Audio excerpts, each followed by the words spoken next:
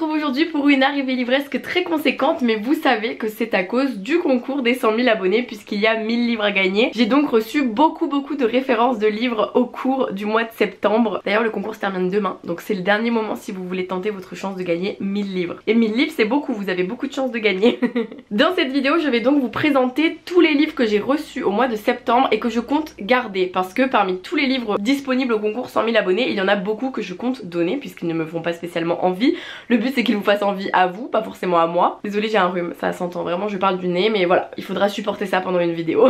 Donc j'espère que cette arrivée livresque vous plaira et qu'elle vous donnera plein d'idées de lecture pour les semaines, mois, années à venir. En septembre, j'ai reçu la trilogie L'été où je suis devenue jolie de Jenny Han, publiée aux éditions Albin Michel Jeunesse. Une trilogie que j'ai déjà en intégrale, mais j'ai l'ancienne version et c'est vrai que je trouve ces nouvelles versions hyper jolies, donc voilà, je suis vraiment très faible, je les garde. Dans cette histoire, on suit Belly, une adolescente qui a toujours passé ses étés dans la maison de Susanna, la meilleure amie de sa mère, avec les fils de Susanna, Jérémia et Conrad, sauf que c'est la toute première année où les deux garçons vont la voir autrement que comme une petite fille avec laquelle ils jouent dans la piscine quoi, parce que évidemment Belly grandit, Belly devient une adolescente et même une jeune femme, et donc évidemment cela va faire chavirer bien des cœurs. J'ai reçu le tome 2 de Inheritance Games de Jennifer Lynn Barnes, publié aux éditions Pocket Jeunesse. J'ai adoré le premier tome et je fais une lecture commune sur le tome 2, donc n'hésitez pas à aller sur Instagram pour avoir les infos de cette lecture commune. J'ai trop hâte de partager ce moment avec vous. L'histoire, l'intrigue du tome 1, c'est qu'une jeune fille hérite d'un mystérieux milliardaire alors qu'elle n'a aucun lien avec cet homme, donc elle devient soudainement milliardaire, sauf que pour pouvoir toucher la somme de l'héritage, il faut qu'elle vive ou qu'elle survive un an dans la maison Aufwand, c'est-à-dire la maison des descendants de ce mystérieux milliardaire qui eux ont été déshérités. Donc autant vous dire que ça risque de pas être évident de survivre dans cette maison où tout le monde n'aimerait qu'une chose, c'est que cette jeune fille meure pour récupérer l'héritage. Trop hâte de lire ce tome 2 du coup. J'ai reçu Les Facétieuses de Clémentine Beauvais, publié aux éditions Sarbacane dans la collection Exprime, un livre dans lequel Clémentine Beauvais se questionne sur la marraine bonne fée du fameux Louis XVII. Enfin du fameux, c'est un bien grand mot puisque personne ne connaît Louis XVII. Pour l'anecdote, j'ai joué Louis XVII dans une pièce de théâtre quand j'avais 10 ans, donc moi je connais Louis XVII. Et donc Clémentine Beauvais va écrire une histoire qui s'inspire un petit peu de la vraie histoire mais qui part aussi beaucoup dans la fiction et même un peu dans la magie puisqu'on est sur une marraine la bonne fée qui va finalement abandonner le petit prince Louis XVII à un sort absolument cruel. Donc qui était-elle et pourquoi a-t-elle fait ça? Apparemment on le découvre en lisant ce roman qui a l'air assez déjanté, mais bon, moi j'adore Clémentine Beauvais donc trop hâte. J'ai reçu les versions poche de Réseau de Vincent Villeminot, une série que j'ai lue il y a presque 10 ans, donc je prends un petit coup de vieux. Réseau, c'est une histoire où il y a une sorte de guerre qui est déclenchée sur le web et dans la vraie vie, et ça aborde évidemment les réseaux sociaux, tout ce qui entoure tout ça, le fait qu'on pense connaître tout le monde alors qu'on ne sait rien, etc. Des thématiques que je trouve hyper intéressantes, d'autant plus que comme cette série a été écrite il y a 10 ans, je trouve ça hyper intéressant de se questionner sur quelle est notre lecture de cette saga maintenant. J'ai reçu les 2 nouveaux livres de la collection L'Ardeur, donc je suis trop contente parce que vous savez que j'adore cette collection qui est dédiée à la sexualité pour les adolescents et les jeunes adultes, donc j'adore cette collection. Bien trop petit de Manucos, la thématique est hyper intéressante puisqu'on est sur un personnage qui se questionne sur la taille de son sexe, puisque dans les vestiaires quelqu'un s'est moqué de lui et soudainement il va tout remettre en question en se disant mais oh, je ne vais jamais pouvoir faire plaisir à personne, je vais finir seule, je ne vais jamais avoir de relations sexuelles, tout ça parce qu'il pense qu'il a un pénis trop petit. Et en fait il va, grâce à une correspondance avec un ou une mystérieuse inconnue, il va se rendre compte que le plaisir ne passe pas uniquement par la taille d'un sexe et que ça peut prendre bien des formes et que tous les clichés autour de gros pénis égale super sexe, bah c'est pas forcément vrai. C'est hyper intéressant, j'ai trop hâte de lire pour voir comment c'est abordé, mais vraiment je trouve la thématique géniale et très importante. Et Apprivoiser l'été de Marie Boulier. Ici on suit Olivia qui n'a pas forcément envie que les choses changent, n'est pas forcément intéressée par le fait d'embrasser quelqu'un, d'avoir des relations sexuelles, etc. Et elle se questionne beaucoup parce qu'elle a l'impression que c'est ce que tout le monde recherche autour d'elle. Et un matin sur la plage elle va croiser Éole, une jeune danseuse queer, et elle tourbillonne dans le soleil et ça va renverser le monde d'Olivia. Donc je pense qu'il y a plein de questionnements qui vont se poser pour Olivia, j'ai trop hâte de lire ce livre pour savoir lesquels. Je n'ai jamais lu de roman de Saxus alors que j'en entends parler tout le temps et c'est vrai que la fantasy c'est pas trop mon truc, mais là j'en ai quelques-uns qui m'ont été envoyés pour le concours donc et qui me donnent très envie. Déjà Le bleu ne va pas à tous les garçons de George M. Johnson, c'est une sorte de série d'essais personnels de l'auteur auteur qui va raconter son enfance, son adolescence, ses années universitaires face au racisme, à l'homophobie, à tout ce que peuvent vivre les jeunes personnes queer noires. Donc c'est un peu une autobiographie et ça m'intéresse beaucoup. Donc je viens de voir qu'il y a même quelques petites photos. Celui-ci qui a quand même l'air d'être un peu de la fantasy fantastique, donc est-ce que je vais aimer ou pas? Je ne sais pas, ça pourrait être mon défi de l'année 2023. Les saisons de la tempête de El Cosimano, lui il a l'air trop cool. C'est une histoire où les saisons sont des personnes et donc pour que l'été cède la place à l'automne, l'automne doit tuer l'été, etc. Sauf qu'on va suivre l'été qui tombe amoureux du printemps, sauf que printemps est censé éliminer l'été, donc que se passe-t-il si des sentiments, des émotions viennent à perturber les saisons finalement? Je trouve que c'est hyper intriguant, moi j'adore. Et enfin celui-ci j'en ai entendu parler partout, La maison au milieu de la mer céruléenne de T.J. Klune. Ça se prononce comme ça. Ici c'est l'histoire de Linus Baker qui est agent du ministère de la jeunesse magique. Il doit donc s'assurer que les enfants dans les orphelinats sont bien traités. Il va être appelé à aller visiter un orphelinat qui est sur l'île de Marsyas, dans un foyer où résident 6 dangereux pensionnaires. Un pensionnat dirigé par Arthur Parnassus. Linus va se rapprocher de Arthur. Il va aussi découvrir des choses très mystérieuses sur cet orphelinat et il va devoir choisir finalement entre son cœur ou sa raison. Est-ce qu'il doit dénoncer ce qui s'y passe ou est-ce qu'il doit vivre son amour avec Arthur? Ça je ne sais pas, mais j'aime bien l'intrigue et puis comme j'en ai beaucoup entendu parler je me dis pourquoi pas. Mais vous qui aimez parfois la fantasy, le fantastique, dans les commentaires dites moi si vous pensez que je pourrais aimer celui-ci parce que je vous fais confiance, je sais que vous me connaissez bien. L'Aube est bleue sur Mars de Florence Inkel, publiée aux éditions Nathan, me fait très envie puisqu'on parle de Mars et que vous savez que je suis une grande fan de Phobos, donc j'avoue que ça me titille beaucoup de lire ce roman où on suit l'histoire d'une jeune femme qui a 22 ans, qui a fait des études d'astrophysique et qui est choisie pour être envoyée pour le premier voyage spatial sur Mars. Elle va alors laisser derrière elle sa famille qui est endeuillée depuis des années par le décès de sa petite sœur, mais elle va aussi potentiellement devoir laisser un garçon qu'elle rencontre juste avant son départ et qui va faire chavirer son cœur. Des éditions Slalom, j'ai reçu Vers le vrai de Anne Loyer et Même pas peur, même pas mal de Aurélie Massé.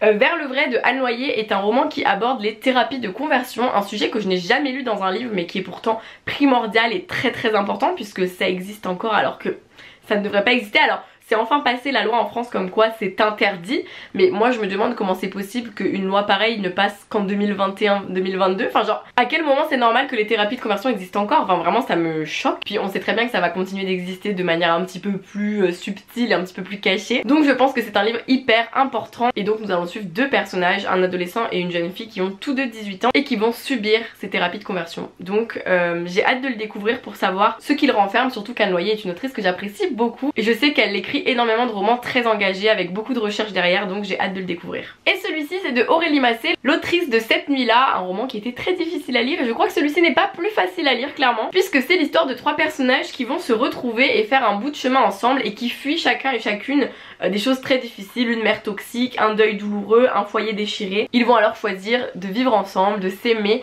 et je pense que c'est un livre dur mais porteur d'espoir, j'espère. Alors j'ai reçu Darius le Grand mérite mieux, mais je ne vous en parle pas puisque je n'ai pas encore fini le tome 1 et que déjà rien que la couve j'ai l'impression qu'elle me spoil, donc je veux pas savoir, donc je ne vous dis rien, mais je voulais que vous sachiez qu'il y a un tome 2 qui va sortir ou qui est déjà sorti, mais je veux pas savoir. De la part des éditions Ozu, j'ai reçu 2105 de Anouk Filippini et The Truth de Savannah Brown. Donc celui-ci vous l'avez vu, je l'ai mis dans ma pile à lire d'automne, j'ai trop hâte de le lire. C'est l'histoire d'un psychologue qui est le seul psy d'une ville et qui va mourir dans de mystérieuses circonstances. Sa fille elle est persuadée que ce n'est pas un accident et qu'il a forcément été tué par quelqu'un qui connaissait ses secrets puisque c'était le seul psy de la ville. En plus elle va commencer à recevoir des messages un peu bizarres, des menaces, donc elle va enquêter, sauf que peut-être qu'elle va apprendre des choses qui ne sont pas toutes roses, donc j'ai trop hâte de le lire. Vraiment il me fait trop envie et en plus regardez la couve, il y a un trou. En gros le personnage il est là, genre je trouve ça hyper stylé, j'adore. Et 2105 c'est une dystopie dans laquelle il n'existe que deux catégories d'humains, les pauvres qui vivent une vie normale et ceux qui vivent 400 ans. Pour les pauvres on réserve une épreuve, enfin genre une sorte de compétition dans laquelle ils vont pouvoir tenter de gagner ce mystérieux flacon qui leur permettra de vivre 400 ans et on va suivre l'histoire de Sophia qui décide de participer mais qui va probablement se rendre compte qu'on leur cache beaucoup de choses dans cette société. De la part des éditions Albin Michel, j'ai reçu Anatomie de Dana Schwartz et Bones and All de Camille De Angelis qui n'est pas encore sorti car il sortira en novembre et il va y avoir un film avec Timothée Chalamet dedans. Oui.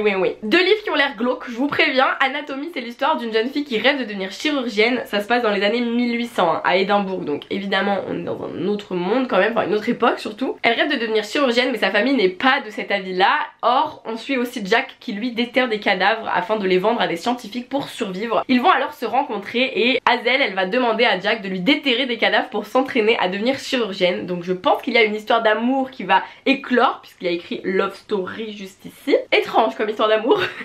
Et encore plus étrange, Bones and All, parce que on suit un personnage qui dès qu'elle s'approche trop des gens et qu'elle a une relation trop privilégiée avec eux, elle les dévore, genre vraiment au premier sens du terme. Elle va alors s'enfuir à la recherche de son père pour découvrir un peu ses origines parce qu'elle se questionne beaucoup et sur son périple elle va rencontrer un mystérieux garçon qui a l'air de comprendre qui elle est, donc probablement une histoire d'amour aussi, je ne sais pas. Je pense que le film va être gore un peu, mais écoutez, ça m'intrigue, donc j'ai bien envie de le lire, pourquoi pas. Des éditions PKJ, j'ai reçu Un si joli désastre de Sophie Gonzalez qui raconte l'histoire de deux jeunes garçons, Holly et Will. Holly, il croit au fait que leur histoire d'amour avec Will peut durer après l'été. Will, il n'en est pas sûr. Et en fait ils vont se retrouver dans le même lycée, ils n'étaient pas au courant. Bon ça c'est un peu étrange je trouve, mais bon soit. Holly va vite comprendre que Will n'a pas fait son coming out et que c'est pour ça qu'il ne pense pas que cette histoire peut durer. Donc est-ce que cette histoire d'amour va continuer ou non? Faudra le lire pour le savoir. J'ai reçu Dans le bleu de Joyce Carol Oates, publié aux éditions Robert Laffont dans la collection R, l'histoire d'une jeune fille qui subit un deuil, un énorme changement de vie suite à un accident de voiture duquel elle a survécu, sauf que sa mère elle en est décédée. Et cette jeune fille elle va découvrir les antidouleurs et elle va probablement s'y perdre parce que face à toute la douleur qu'elle ressent, elle se dit pourquoi ne pas empêcher tout ça, empêcher tout ce mal-être, toute cette douleur qui est sans cesse présente et qui lui gâche la vie. Lien de sang de Karen McManus, publié aux éditions Nathan, l'autrice de Kiman. J'ai trop hâte de le lire. C'est l'histoire de trois cousins qui ne se sont jamais rencontrés et qui vont avoir l'occasion de le faire puisqu'ils sont invités par leur grand-mère sur son île, donc une riche grand-mère qui a d'ailleurs déshérité leurs parents. Donc ils vont enquêter pour savoir pourquoi elle a déshérité leurs parents, sauf que à trop chercher ils pourraient se retrouver avec du sang sur les mains, donc lien de sang, tout ça, je ne sais pas où ça va mener mais j'ai très hâte de le savoir. J'ai reçu Dopamine de Patrick Barr, publié aux éditions Syros, qui raconte l'histoire du corps d'une jeune fille de 14 ans retrouvée dans la Marne, sauf que ce n'est pas vraiment une histoire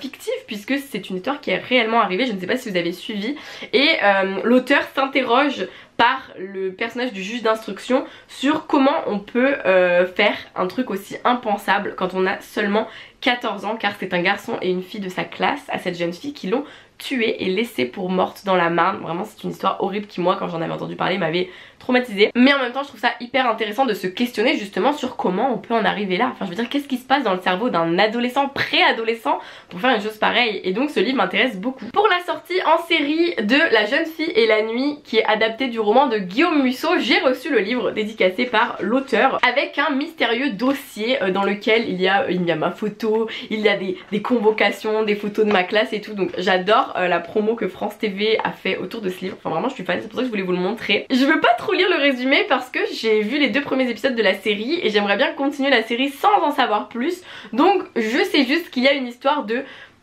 disparition. Le personnage de Vinka qu'on voit ici sur la couverture a disparu, tout le monde se questionne et voilà, je veux pas en dire plus, je ne veux pas en lire plus car j'attends d'avoir fini la série. Donc là je fais le truc horrible pour un lecteur ou une lectrice, je regarde la série avant de lire le livre et apparemment c'est adapté, donc il y a vraiment plein de choses qui diffèrent, donc découvrir le livre ne sera pas un problème non plus. J'ai reçu Riposte de Louise Arrête, publié aux éditions Bayard, qui raconte l'histoire d'une jeune fille qui fait face à de la grossophobie et qui va, en s'inscrivant à la boxe, se découvrir une nouvelle passion qui va lui permettre de s'affirmer et d'être fière de qui elle est, de son corps. Donc c'est un roman en vers libre qui a l'air très touchant, très beau et traduit par Clémentine Beauvais, donc si Clémentine Beauvais a accepté de le traduire c'est qu'il est bien, j'en suis sûre. J'ai reçu Maktoub de Paulo Coelho, publié aux éditions J'ai lu, dans une T-box, oui la T-box avec le thème de Paulo Coelho, donc voilà pourquoi je l'ai reçu. De ce que m'a dit ma soeur qui l'a commencé, c'est un recueil de paroles de cet auteur, c'est assez philosophique, parfois religieux aussi, donc je ne sais pas exactement de quoi ça parle mais je vous en parle si vous intéresse, je trouve la couverture hyper belle. Et j'ai également reçu Il y a du soleil des fois de Julie Vert, publié aux éditions Fatrazi, qui est une maison d'édition de poésie. Déjà la couverture j'adore, mais surtout je pense que c'est vraiment un recueil très touchant, assez difficile aussi. Le résumé dit: elle est à la tête d'une armée d'un essaim de pensées, de mots, de tâches dans mon crâne. C'est comme un tourbillon qui dévore tout. Je n'aimerais pas être dans ta tête. J'aime pas trop être dans ma tête. Je trouve que ça veut tout dire. Nous passons aux bandes dessinées et il y en a... mes ongles. Déjà j'ai reçu la bande dessinée Jamais le jour J de Duhamel, publiée aux éditions Grand Angle, qui est le tome 2, car j'avais déjà lu le tome 1 il y a 1 ou 2 ans je pense, sur une mamie à qui on fait du chantage pour qu'elle laisse sa maison parce que sa maison est au bord d'une falaise et que c'est très dangereux. Or la fin se termine un peu mystérieusement et visiblement nous avons un tome 2, donc je suis ravie de pouvoir le découvrir. Puis j'aime bien cette thématique justement de effectivement en effet sa maison est dangereuse, mais c'est difficile aussi de laisser la maison dans laquelle on a vécu énormément de choses avec des personnes qu'on a aimées. J'ai reçu dans la même maison d'édition La Chambre des Merveilles de Pelaez et Delpech, d'après le roman de Julien Sandrel. C'est l'histoire de Louis qui, percuté par un camion, va tomber dans le coma. Thelma, sa mère, va décider de se battre à sa façon en faisant en sorte de réaliser ses merveilles, ses rêves, toutes les expériences que lui aurait aimé vivre et qu'il avait consignées dans un carnet. Elle espère que à travers elle, il va voir à quel point la vie est belle et à quel point il faut s'accrocher et sortir du coma. Je trouve que ça a l'air hyper touchant, j'avais beaucoup entendu parler du roman, donc j'ai hâte de découvrir l'histoire par la bande dessinée. La technique des flemmards comme moi, vous savez, genre au moins j'aurais lu un livre un peu classique, mais par la BD. Ex-People de Stephen Desberg et Alexander Hutkin, toujours chez Grand Angle. Ici je trouvais l'intrigue assez intéressante, c'est l'histoire de 7 fantômes, il me semble, une croisade de fantômes qui n'ont plus envie d'en être, sauf que afin d'obtenir la grâce de Dieu et que Dieu leur pardonne leurs erreurs, ils vont devoir faire une croisade de bonnes actions. Le résumé m'a donné envie, donc je la garde et je suis sûre que Alex ça lui plairait aussi. Alors j'ai 75 000 BD Glénat à vous montrer.